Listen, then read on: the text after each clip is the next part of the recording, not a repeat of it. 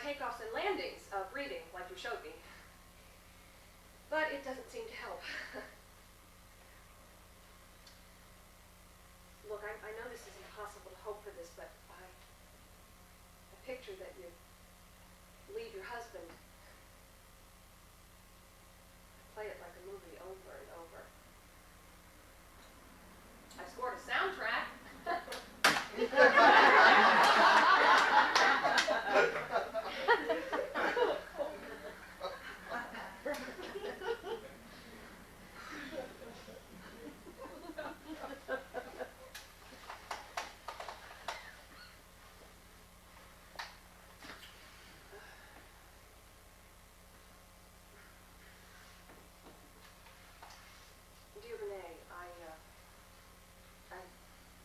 Kind of like Dick Tracy here.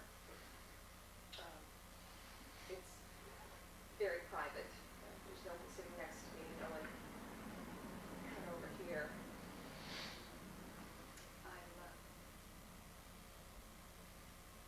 I'm kissing you. Can you feel me? Renee, I want to wear lingerie. I want you down around me, and I want to fuck you, and I mean that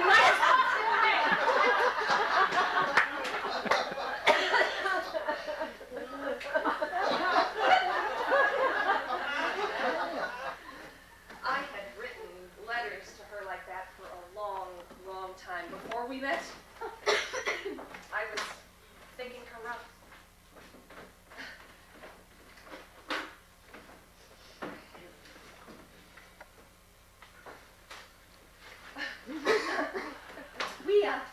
We met on an airplane. She was sitting next to me. And I could tell immediately that she was a great conversationalist by the way she crossed her legs, took out her book, and gave out that message. Please, don't talk to me. But after takeoff, there was this sound that kept happening over and over. Like they were trying to retract the landing gear and couldn't. It was that niggling fear of death that made us start to talk.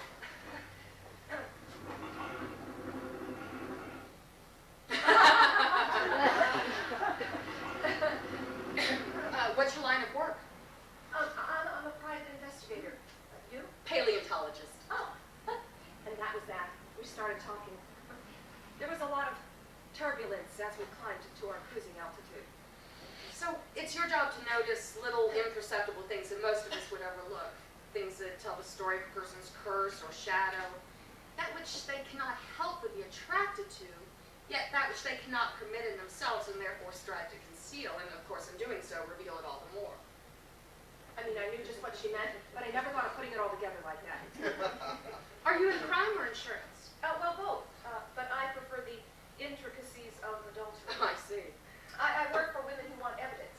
I track down husbands. That must be exhausting work. No, actually, I find it quite relaxing. I'm a lesbian.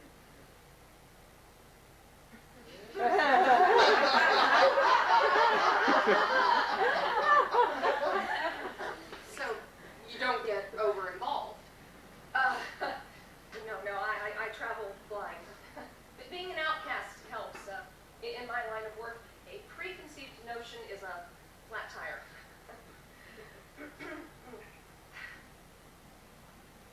Do you carry a gun? Yes, I do. Well, no, for what it's worth, I mean, just seeing you at the gate, I never would have taken you for an outcast. Was she flirting with me? Well, being an outcast does help. These days we take great pride in looking not at all like you'd expect us to. Especially in the business world.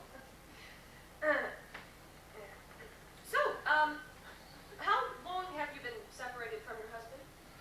4 months. pretty good. That's pretty sharp.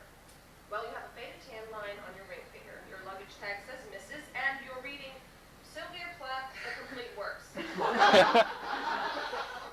going on.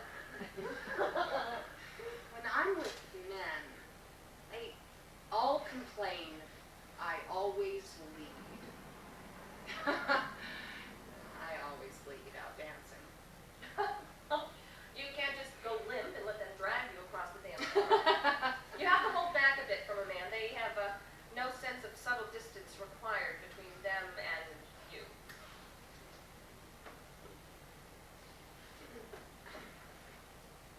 Does your mother know? Yes. Does she approve? Well, threw her for a loop at first. She had a little bit of trouble trying to imagine what we do in bed. I don't have any trouble with that part.